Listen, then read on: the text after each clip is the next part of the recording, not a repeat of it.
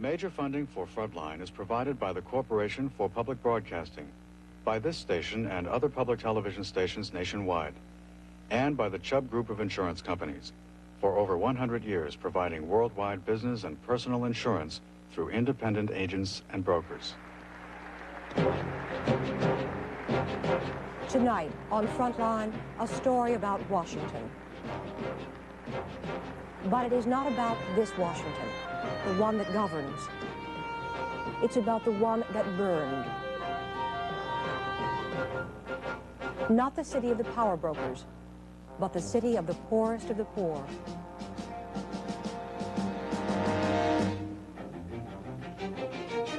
Tonight, a look at that other Washington and the people who run it in the shadow of the Capitol.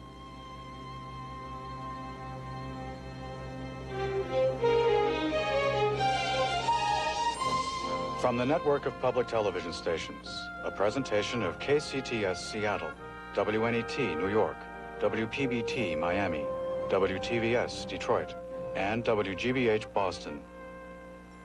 This is Frontline with Jessica Savage. 23 years ago tomorrow, a North Carolina sit-in launched the Student Nonviolent Coordinating Committee, SNCC. 6 years earlier, the Supreme Court had called for an end to segregation in schools with all deliberate speed, sending the signal that an end to segregation and discrimination was at hand. But those in power moved slowly. SNCC and other civil rights groups helped change that. They not only challenged the power structure, they entered it. Today, those SNCC organizers run the District of Columbia. This is their story. The director of this report is Hector Galan. The reporter, Charlie Cobb.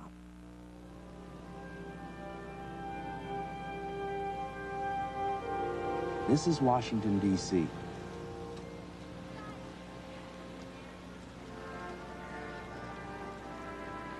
It is the Washington familiar to all of us.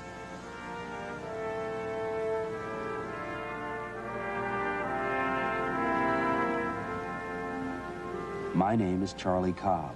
I'm a reporter. There is another Washington.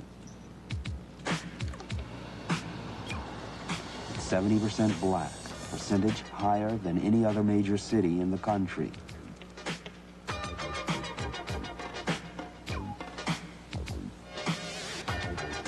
It is the city where I was born, where I now live.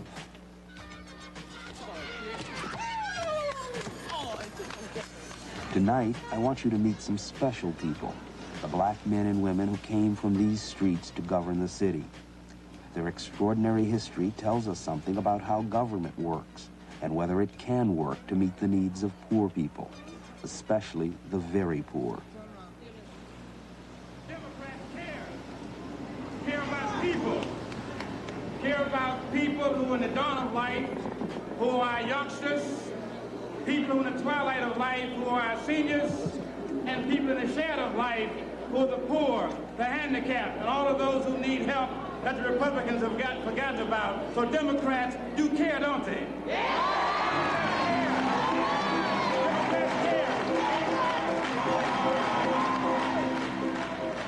I would not have expected the Marion Barry I remembered to be surrounded by applauding powers of the National Democratic Party.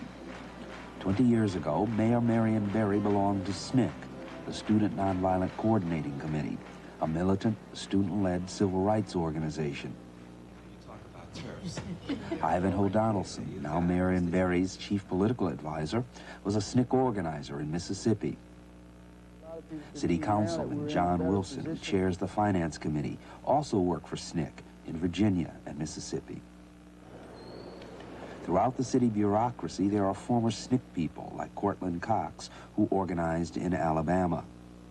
And myself, I was a SNCC organizer in Mississippi.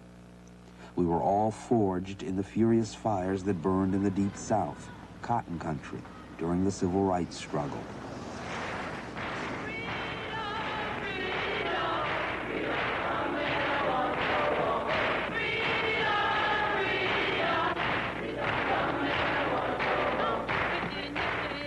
SNCC was really an organization of organizers.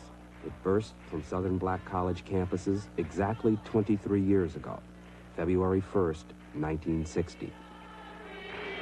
We were young, teenagers, many of us. Segregation and discrimination were the law and the tradition. We were ready to challenge it. I'm sorry, our management does not allow us to serve niggers in here. Marion Barry was one of the leaders of the Nashville student movement. The prospect of violence surrounded us at lunch counters.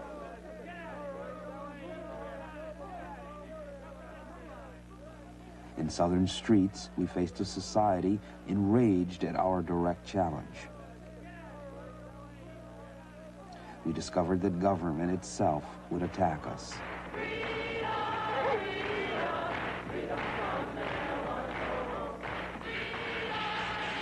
We challenged not only segregation, but much of the old ways of thinking about ourselves. Marion Barry became SNCC's first chairman. Ivanhoe Donaldson, Cortland Cox, John Wilson, and myself, as well as many others who joined SNCC, committed ourselves to what seemed the center of our generation's struggle for meaningful social change. Eventually, Marion came to Washington to open an office to support SNCC's work in the South.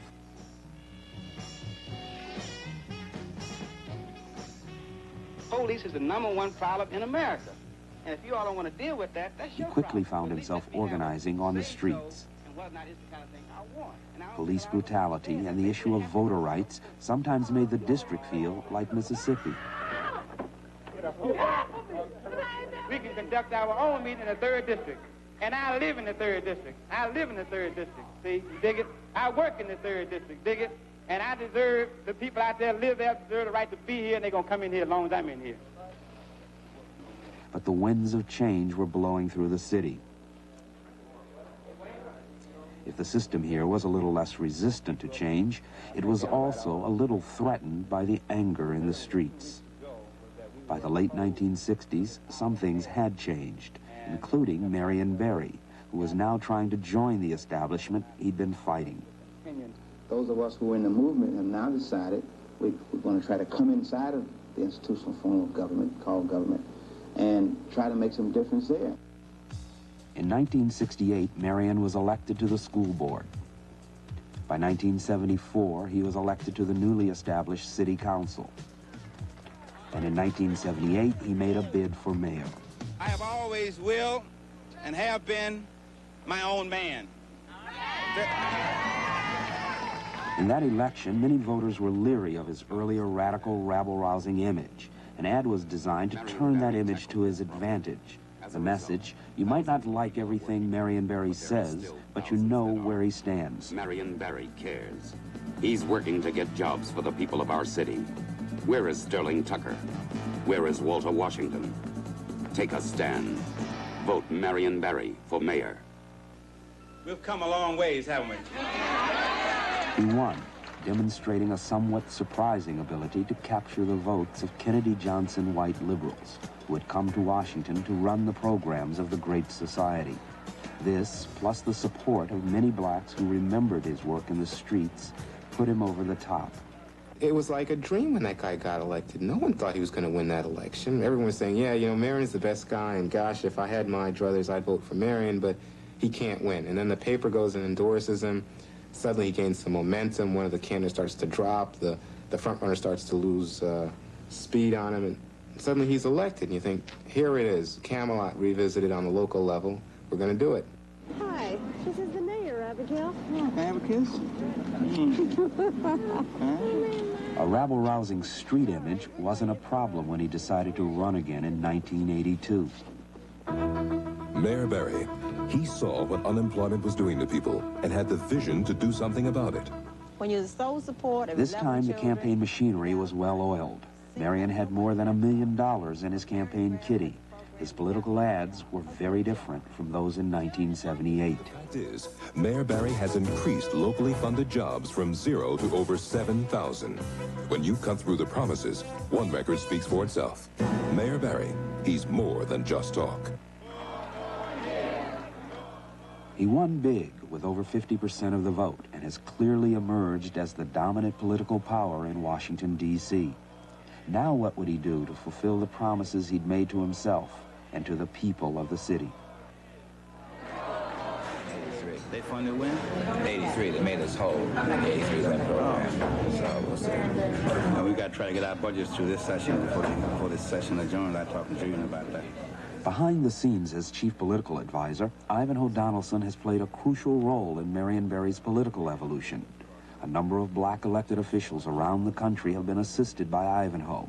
For example, Georgia State Legislator Julian Bond and Andrew Young, Mayor of Atlanta. My name is Ivanhoe Donaldson. I'm 21 years old. I'm a field secretary for the Student Nonviolent Coordinating Committee, commonly known as SNCC. I find it impossible to think of SNCC without thinking of Ivanhoe, the organizer's organizer. He can tell you and make you feel what organizing was like 20 years ago. Some of you have gone through some of these workshops before. There's certain little things you should always remember. Like you shouldn't be wearing a watch. Even if you trip, you're liable to break, especially if it's valuable to you. Girls who wear pierced earrings shouldn't be wearing them that day or today. But this young man really isn't protected at all because his hands ought to be over his head. He should be protected. He's doing a good thing. Notice, he went down here to protect. I hope all of you realize why we're going down there today. The kids who died, I've heard it, they're our age. The youngest was 13? 11. 11 years old. A girl. 4 girls and 2 boys. So they could stick a dynamite right through this window here in this church. I sure hope, people around the world will respond to it so we don't die for nothing. When we gonna get together? Oh, yeah? You got all the answers for all the problems? What about, Thursday around 10 o'clock? As one of the city's 3 deputy mayors, Ivanhoe is still a whirlwind of energy. Both Ivanhoe and Marion have come a great distance since the days with SNCC in the Deep South 20 years ago.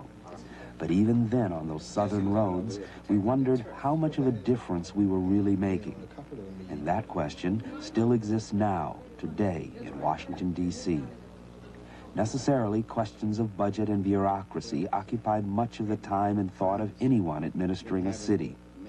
The people on the streets can become distant.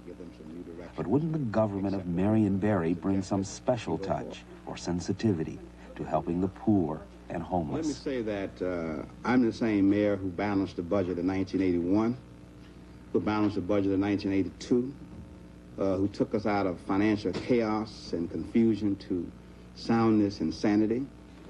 What about user fees, sir? Juan Williams covers the city government for the Washington Post. It's in the dawning of politics here. I mean, and you have guys like Marion Barry who can get elected. People who should theoretically care. People who should theoretically be responsive to the mass of people. But God, you have to have doubts at this point. We love the District of Columbia, don't we? We love the District of Columbia, don't we? We love the District of Columbia, don't we?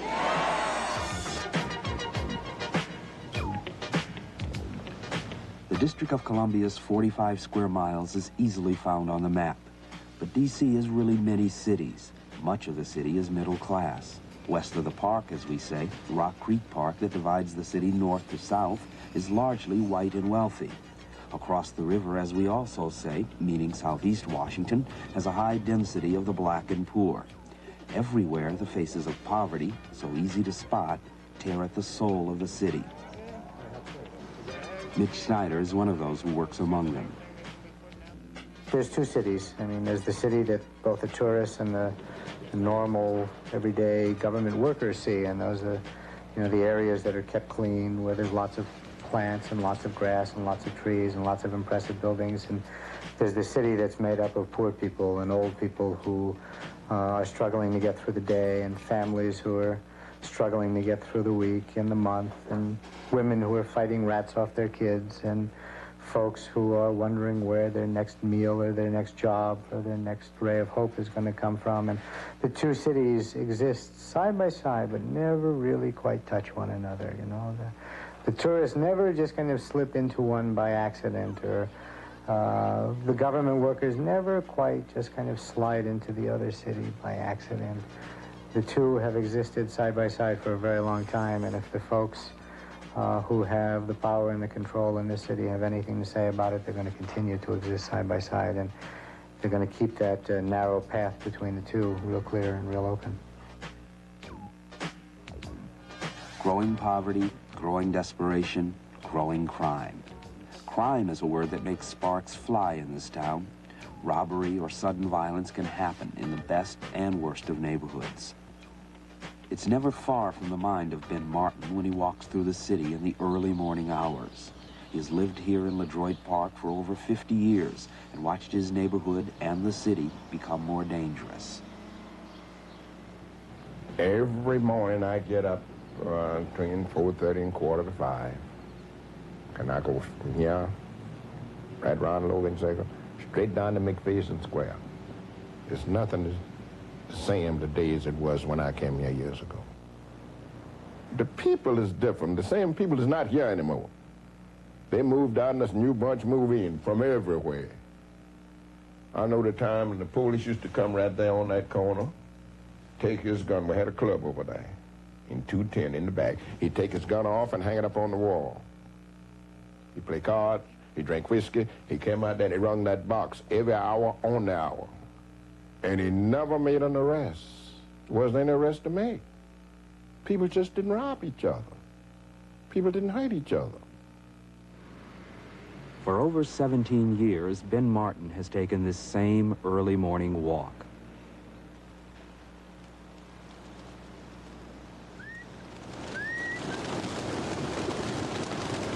The pigeons wait patiently for him.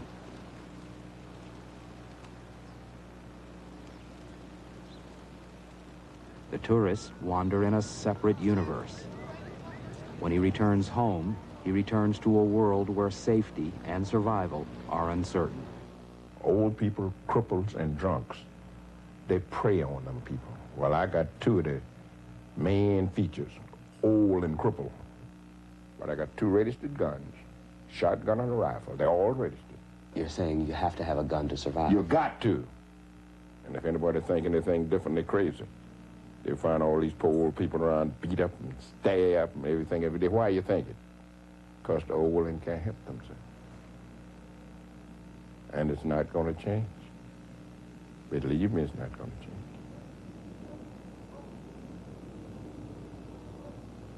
The problems of poverty and urban blight here in Washington confront every city.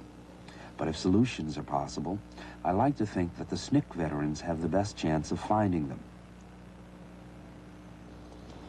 I asked Ivanhoe about how being in government has changed him. You know, the SNCC people in the government haven't switched roles. Many of them are still doing what they've always done, except they got a new form to do it in, and the taxpayers pay for it, you know, which is organizing for things that they think are important. Marion Barry, however, has really become the leader.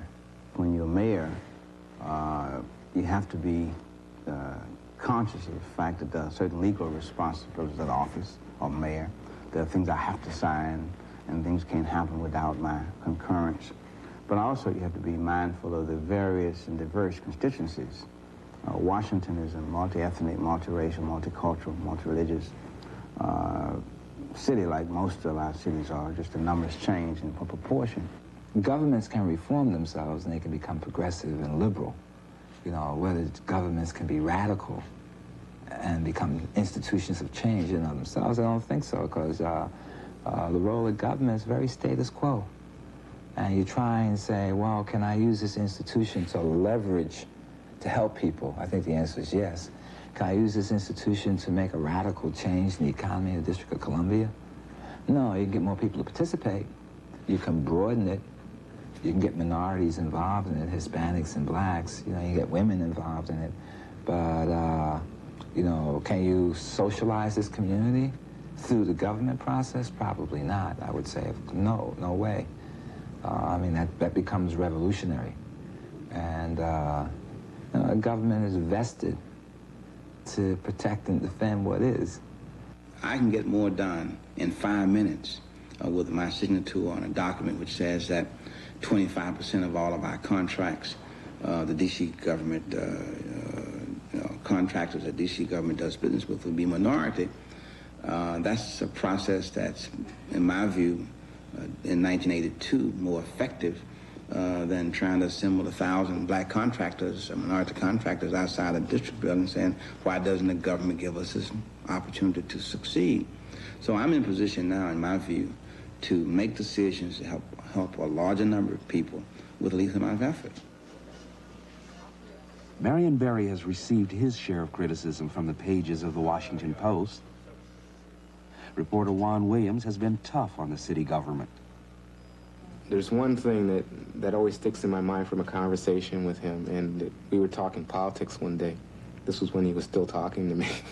and I said, you know, there's a lot of complaints from people who say you've lost touch with the poor, that the guys now on Martin Luther King Avenue in Anacostia don't really feel like they know Marion Barry anymore, that you don't come around like you used to. You're not on the corner. You're not even there in terms of bringing the government's presence and the government's aid to those people. And he said, after a moment's hesitation, he said, you know, people in Ward 8 don't vote. And I thought to myself, well, I mean, that's what it comes down to, isn't it? Do they vote or don't they vote? And in this town, those poor people, uneducated and especially unsophisticated in the ways of government, because we've just brought a local government to Washington, don't vote. So don't vote means don't count. And in Marion Barry's world, that's the calculation. You don't vote, you don't count. So, you know, what do I have to do for those people in Anacostia? Not much, says Marion Barry, because they don't vote. I don't think that the error was to enter the system. I think the error was to let the system enter them. As a city councilman, Reverend Douglas Moore was controversial and often challenged the Barry government. Doug was active in the 1960 meeting that created SNCC. Now he is attacking his former SNCC colleagues.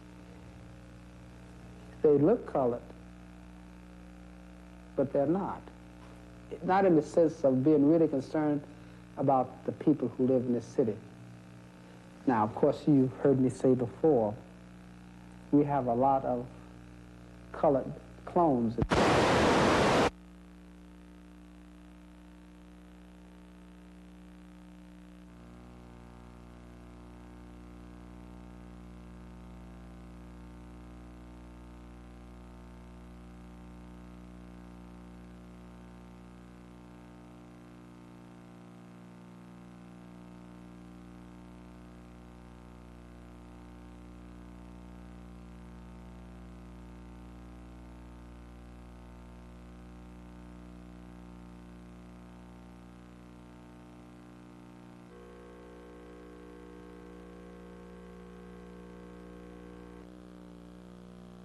Marion and other SNCC people disagree.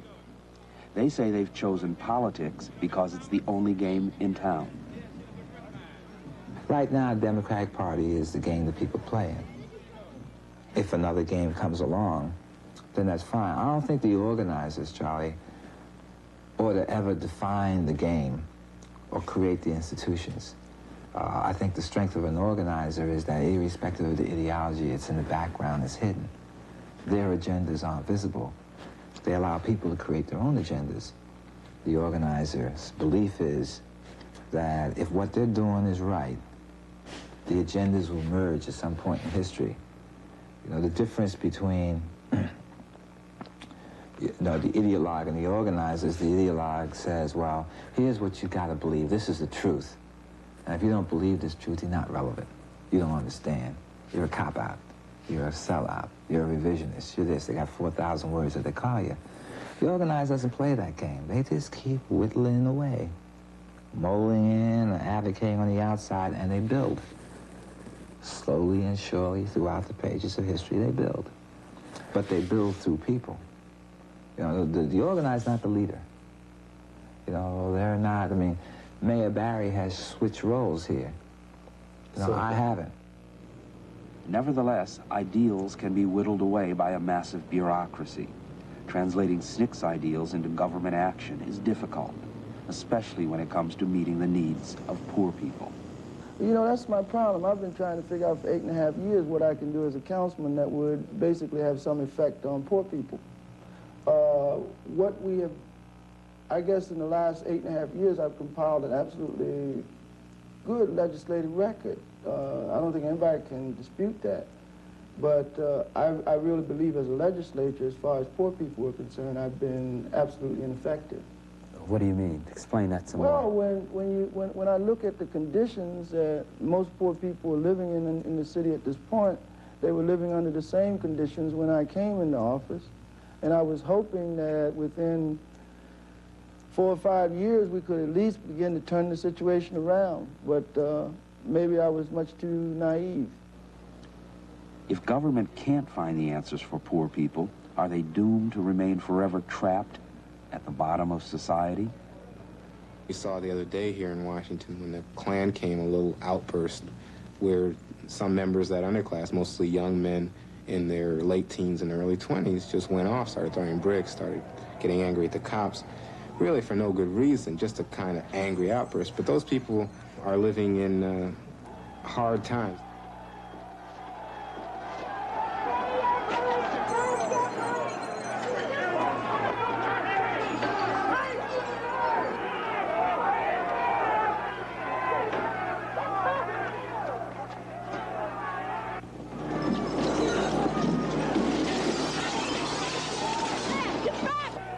There's strong unemployment among youth here. It's close to 70% among black youth in Washington, D.C. I don't know what happens to those people. They become your permanent underclass. They become the people who are disaffected, and that their numbers are growing here. Washington's streets have exploded before. In 1968, the trigger was the assassination of Martin Luther King. Deeply felt anger at society underlay that revolt. 14th Street never recovered from the fires of that time. The street looks calm, but it feels like a lit fuse. When 14th Street hummed with political and cultural activity, I lived next door to Washington poet Gaston Neal. For 2 days, the frenzied street seemed almost liberated, but it didn't last long. All of a sudden, about on the third day, an almost eerie, weird silence dropped over. And way down the street, as you look down 14th Street, you saw coming up from downtown, you saw these lights flashing and blinking. And it was, it was a scary feeling, because you sensed something different was happening from that, you know, wonderful sense of liberation. And all of a sudden, as they got closer and closer, you could see, like it was the 82nd Airborne. And you could see the half-track, and you could see the 50 caliber machine gun. You saw the whole weight of America beginning to descend upon us. The dilemma facing Marion's government is that if solutions to today's problems aren't found, it could happen again. If we have a continuance of ignoring the struggles of the people, all the little gains that from the 60s that are being snatched away. Yes, definitely. I would want it to happen again. But I would want it to happen in a different sense. I mean, I would want it to, like, I want us to, the people to come to the streets again and demand, you know, what is rightfully, you know, ours in the sense of our well-being, our education, our growth. We can't get it through addressing it in what we call the normal way. Then again, I'll go and join again. My own house was burnt down. And I'll say burn my house down and burn, and all the precious things that I love would burn down. My letters from Langston Hughes, my paintings, you know, my books, my records, all that destroyed during the 68 rebellion. 14th Street was where the action was, you know, in terms of our, you know, the political growth, you know, of Washington. Because out of this came, again, our city councilman, you know, our mayor, you know, the politics of 14th Street produced, you know, the politics of Washington, which is, to me, you know, is ultimately important, you know, the importance of the street. You know, it's with a pain that, you know, you walk up and down here now and you don't see, you don't feel. Any of that. No, it's all gone.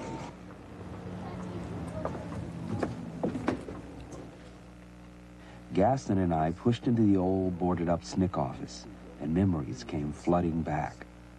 It was, you know, a magnificent place. It was our beginning. And as you can see, it's torn down. It's nothing.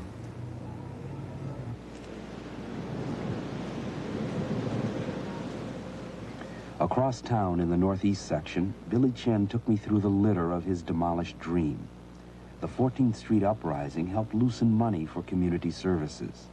Here, Billy and others organized a 24-hour center for teenagers. Now it's closed. I know one thing, I'd never go through this again. It was too much emotion, too much attachment, and too precious when it fails. And it failed because it wasn't supported. Most community organizations have been battered so much, they're tired. They are defeated. So we're in a period of retreat and reticence, that there is no strong voice in terms of there being any movement in the black community or in the white community. It just doesn't exist.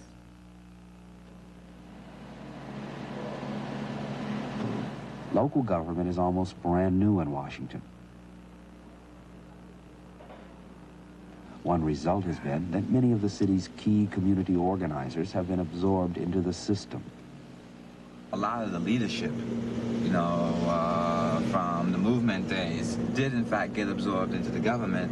Plus you get this contradiction where, you know, we go into the government, you know, and people start attacking us. You say, well, wait a second, now I ain't responsible for that mess. You know, we're just, you know, we're the same old folks. People say, no, you're not, you're in charge. The meaning of being in charge still occupies much of the discussion when SNCC people gather.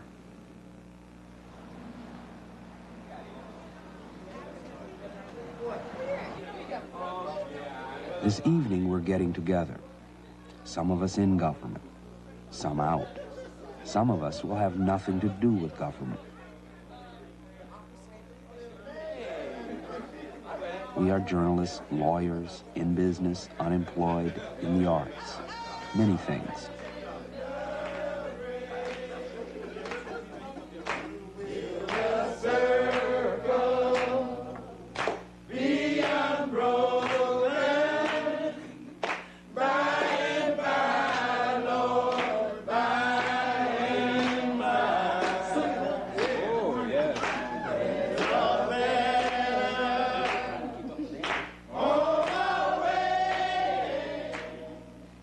None of us is without questions and strong opinion.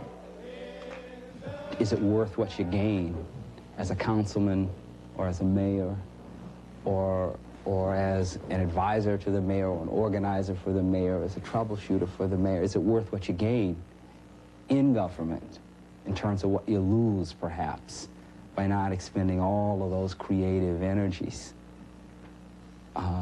Organizing neighborhoods independent of government. I mean, should you be an advocate or should you be a government official? We've won that argument by winning this administration. Now we have to fight to make this administration consistent with what SNCC was. As inclusionary, as issue-oriented, and as open to people as possible. I don't know whether or not we're going to win that one. It depends on him. I would really like to see something emanating out of the district building, out of the mayor's office, out of the city council by those people who subscribe to a particular dream that had, in fact, something to do with saving a good portion of this city for poor people and black people. And I don't really see that happening. In a real sense, I wonder if we are over-expecting because of where we have come from and who we are. And if we are over-expecting, we are all in for a great disappointment. But you keep talking about I think that what's happening here is not, Tim, the question of the limits of government, because there are. I think that in each of our roles and what we do, there are limitations. It's what we do with the roles you know, that make things important. So we are empowering. We've brought credibility and resources to a lot of little things out there. You're talking about hard decisions to make these days. They're not easy decisions. And they're decisions that we try to approach, I think, in some sort of passionate fashion. You know, the government hasn't become everything. You now hold some positions in it, but what the hell? It was limited then, it's limited now. It's the people, it's still the people. It is still the people who have to understand what they want out of a government and what the rules are that they require government to live by. And that is the organizing job that's not related to parties and even holding elective office. But in a real sense, people vote for people like Marion in great part because they think that he can not only translate his former commitment into power for them, but can make things change for them. And that is a very heavy burden, particularly in times like these. I think part of what happens is you get stuck in Washington without getting out of it. You don't see what's not happening anywhere else. And so it's a relative situation, the way I look at it. What can you do with the constraints, with the mood of the country changing as it has? The whole mood is different in 1982 than it was in 1962. I mean, this is totally different. Politics is only a means. And the question is, what do you have to do that can't be done by government in the lives of people? And are we prepared to do that still? As long as we continue to participate in the process, and as long as we are wise enough to make sound decisions, sound political decisions that don't radically change the base, then what is basically going to happen is that we're going to be able to forge the change that everybody's talking about. We got to believe that. If you don't believe that, then I don't know how you get up every morning. I have to believe that. It's essential for me to believe that. In order to operate on a day-to-day basis, I must believe that. We, I mean, of any and everybody in this country, have certain a commitment and potential. And I include myself in this because, you know, I get scared myself. But there's certain things that we're not doing. So I don't want to just talk about winning and how we won the campaign and blah-de-blah-de, when there are a lot of other things that we should really substantively deal with. How can we change them? The discussion will continue, for no one can pretend that answers for today are any less complex than the problems. Howard University professor Ronald Walters. We are now experiencing the first generation of people who went into the political system. And I think that we have developed some unusual expectations, some expectations that probably weren't realistic.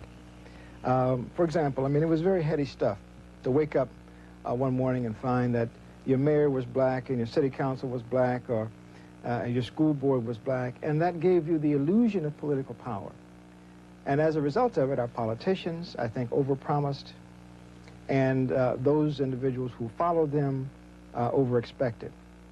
I think now what we're seeing is that once we begin to put electoral politics and politicians in their proper perspective, we'll find that we really do have to return to building strong community organizations.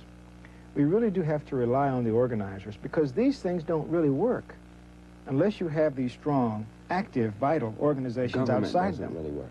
Government doesn't work. The bureaucracy doesn't work in the interest of people unless you have people organized outside it. Now, that's what we're just beginning, I think, to understand.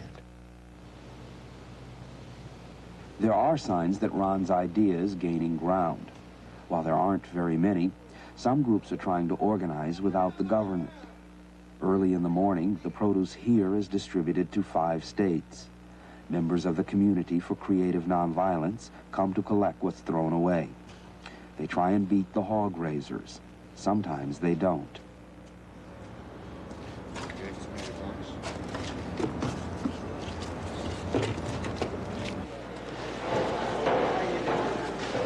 Hundreds receive the food at churches such as this one, Calvary Methodist Church, just off 14th Street.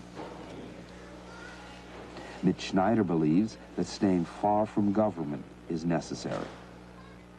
We understand that we have a responsibility to meet the needs of our neighbors, but we understand equally well that we have probably a greater responsibility to address the sources, the roots of their pain and their misery, and quite often that's the policies and the programs and the priorities of the government. Good, energetic people should use their strength and their energy to stay as far away from government as they can, because it's a perverting kind of influence. I mean, we would not take money from the government if they delivered it in a brown paper bag in the middle of the night. I say that honestly. If we knew it came from the government, we'd give it back in the middle of the night in a brown paper bag. You can't become involved with something that is that's dead. You can't deal with a dead institution, with a twisted institution, and come out whole or come out alive. The government is a bureaucratic maze and mess. It has not the capacity, nor does it have the inclination to do what it is supposed to do, and I'm not even sure it can. You don't see trash all over the lawns anymore. Unlike Mitch, community organizer Kimmy Gray is on the city payroll. Even though she has misgivings about politicians, she works the government for all it's worth. Kimmy always talks about the ways poor people can control their own destiny. Most of her work takes place in public housing projects. Projects, she says, that like the one she lives in, should and can be managed by residents. You know, we still owe the people $196, 1,000 some odd dollars, and we just paid them half of it the other day. Nobody agrees with anybody. First, they be... I think the most unique thing about our property is we organize together. Everybody has input. Everybody's a part of the decision making. Everybody's ideas are as good as anyone else's. No place is too tough or difficult for Kimmy's organizing efforts, and Valley Green Public Housing Project in Southeast Washington is one of the toughest. A lot of times we allow so many negative things to take place in our communities, and we don't set our own standards of how we want to live. We allow other folks to do that. Right, okay? right. Do you think this community is organized enough to have a meeting and set standards and raise them and say, now, this is the way we're going to live in public housing, and it's not going to be any other way? Yes. And yes. anyone that can't live by these rules and regulations, then they're going out of here. That's right. You're right Okay, about then. that. Hey, Miss Kimmy. Hey, Miss Kimmy. Yes, ma'am. Look at them saying. They have their picks around here. They have picks around here. They have their picks around here. Okay, them saying. We know them saying everybody's job is slack. Them saying they have their picks around here. Who can work and who ain't gonna work. Okay, well, why aren't you on one of the committees to determine that? What and committee? if you don't like the leadership around here, why aren't you running to change it? See, some of us only come out when we want to receive, okay? Some of us come out to give, and that's the difference. Public housing, quote-unquote, so-called leaders, citywide representatives, what usually happens is that they are courted and co-opted by the mayor, by the public housing administrator. So what happens is that they're usually welfare recipients of very low educational levels. So what they do is that they are offered nice jobs. They move out of the family properties to a newer complex or a home or something, those scattered sites, and they're rewarded, they're told, for their good deeds they have done for the public housing residents. When in reality, they are being paid off. Now, once you get hired into the government and the housing, you can't fight the enemy from inside.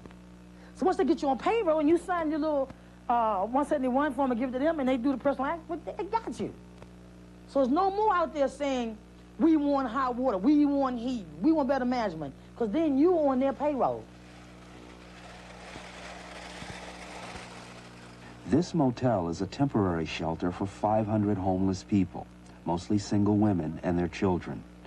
Despite the best intentions, neither Marion's government nor activists like Kimmy can help the thousands of other homeless in Washington. These people seem destined to remain imprisoned by their poverty. It's a very depressing kind of a situation. I mean, we've got people who have been here since July and August, and a lot of our job is to try to keep people motivated and keep their spirits up and assist them basically in trying to find housing. For a lot of people, it's going to be next to impossible for us to find housing for, and we realize that. It's never gotten to the point where we have the large numbers that we have now. every day I'm either looking or I'm calling. I'm trying to, since I've been in here, trying to find housing. But it's just very hard. The people here in the district do not care about the poor. They want the poor people in one section of town, and they want you to stay there. There's no such thing as finding housing in the Northwest area. I see now that it's still going to be hard because they haven't found me any place yet. I haven't found any place, so I don't know what I'm going to do. Whether they're going to let me stay here or whether they're going to put me out, put me in another shelter. I don't know what they're going to do. Well, we're still homeless. You see what I'm saying? You know, we have shelter and we have 3 meals a day, but it's not home. It's not an environment you want to raise your children in. It's not a place you want to live for months. You know, it's almost like a prison. Both Ivanhoe and Cortland Cox acknowledge that in the system we have now, there will always be people trapped at the bottom. If you're saying that we as a people are failing to meet the needs of our broad community base, you know, well, the answer is that, of course we are. You know, poverty is worse today than it was ever before. You know, the income gap between blacks and whites is broader. If in a capitalist society, there's always going to be a group of people at the bottom, I mean, it's built on that. And that in many instances, the government will not do anything for them. Sometimes the government will do things to them, like put them in jail. I think this government's struggle is to, with or without resources, say there are some minimum thresholds. The right to shelter, the mayor talks about all the time. The right to a job, the mayor talks about all the time. More so than the other mayor, I think, out in the streets where people are. And he's commanding his government to help him figure out a way how to do it. I believe they want change, but part of what needs radical changing is the system they've entered. The troops for that are not likely to come from government. I went to John Wilson to see if he was feeling the heat of outside pressure. Who's pushing you, John?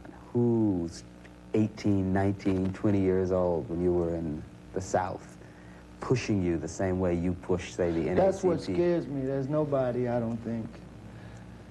Young people don't seem to be interested in this arena at all.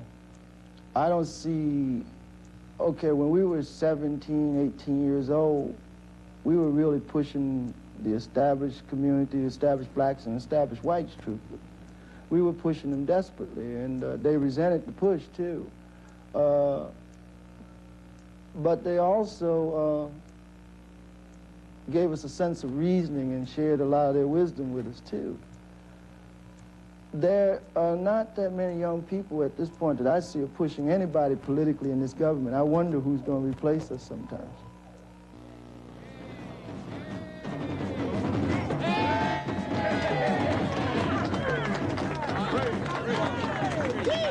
I'm frightened that every single person in this story says that there is a growing class of people in our cities that government can do little to help. As we have become wealthier, they have become poorer. I'm saddened that this is now matter-of-factly accepted as natural. Government, we've been told, can do little, even an especially sensitive government like Mayor Barry's. So I keep asking myself why Marion, Ivanhoe, and all my friends are in government, and why they haven't been more effective in helping the people who are at the center of their concern. Part of the answer has to do with the nature of the governmental process. It's not designed for poor people. Part of the answer has to do with the way power changes people. Its seductions can narrow vision. It's probably too early to judge Mayor Barry and his administration, but one thing is obviously missing: pressure. 20 years ago, SNCC's challenge wasn't just to an oppressive white power structure. It was also to a black establishment we felt was too cautious. The pressure was essential. There are all too few younger versions of Marion and Ivanhoe. In the communities of the poor, I don't see the strong men coming on, getting stronger, pushing and testing and organizing. Without them, even the best of intentions won't change a thing.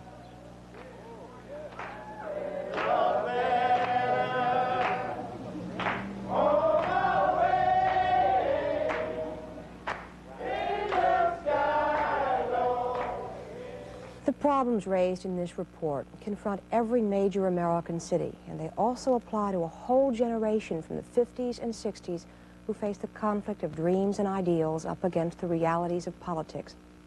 Can government alone deal with the problems of poverty?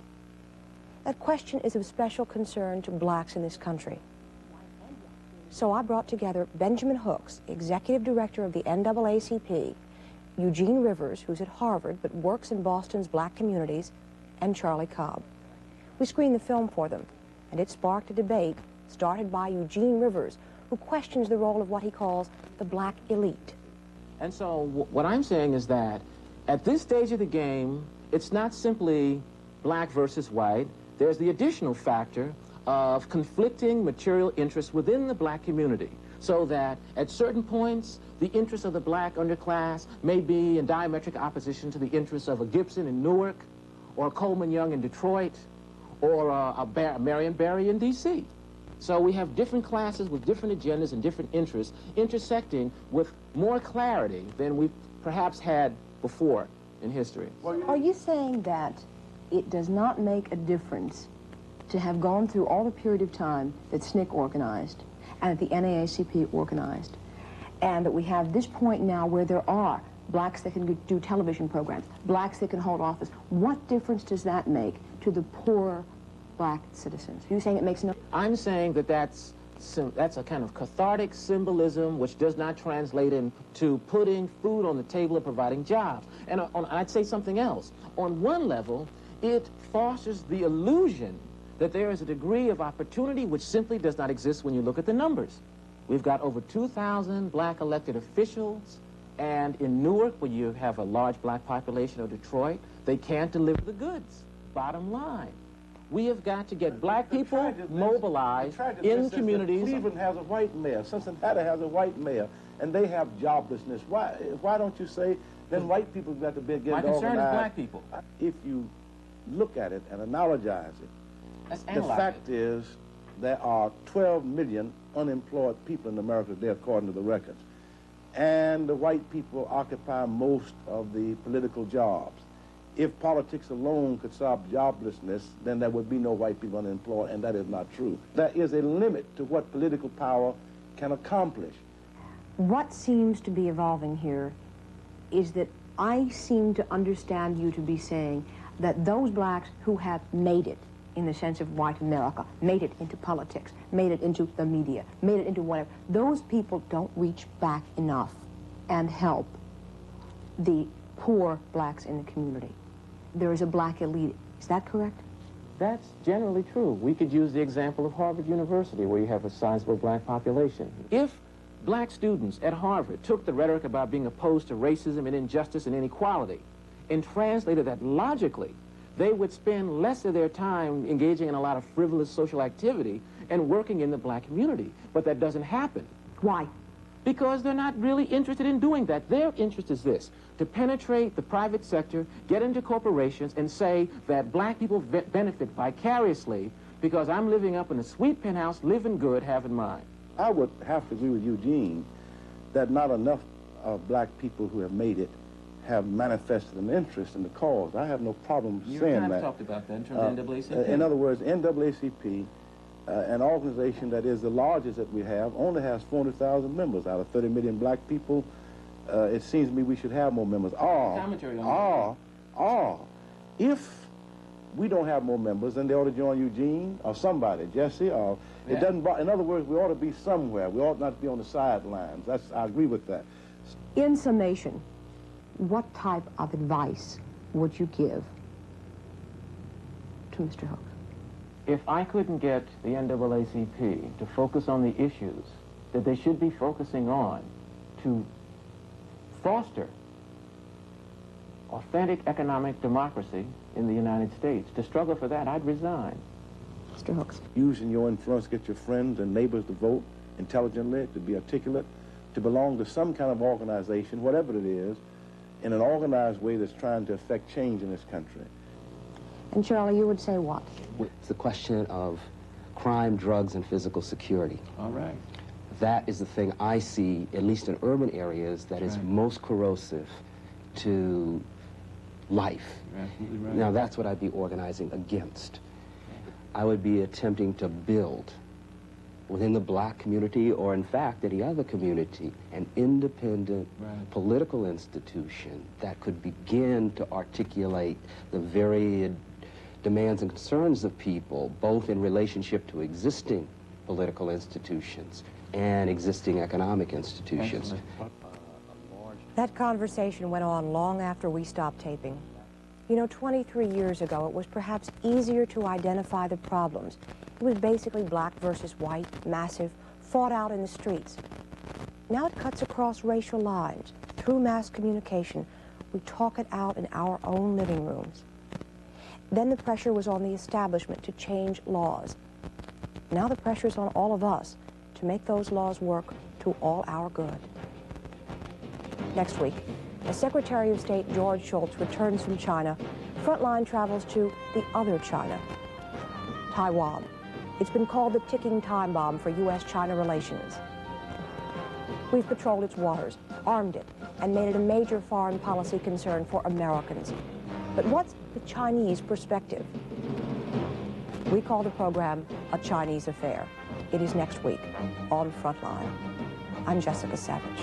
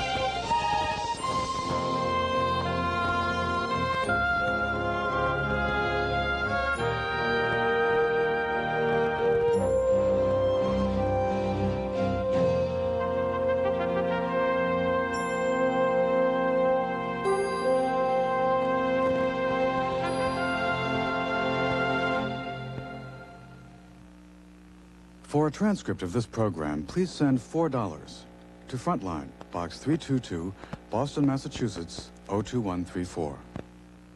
Frontline is produced for the Documentary Consortium by WGBH Boston, which is solely responsible for its content. Major funding for Frontline was provided by the Corporation for Public Broadcasting, by this station and other public television stations nationwide, and by the Chubb Group of insurance companies, for over 100 years providing worldwide business and personal insurance through independent agents and brokers.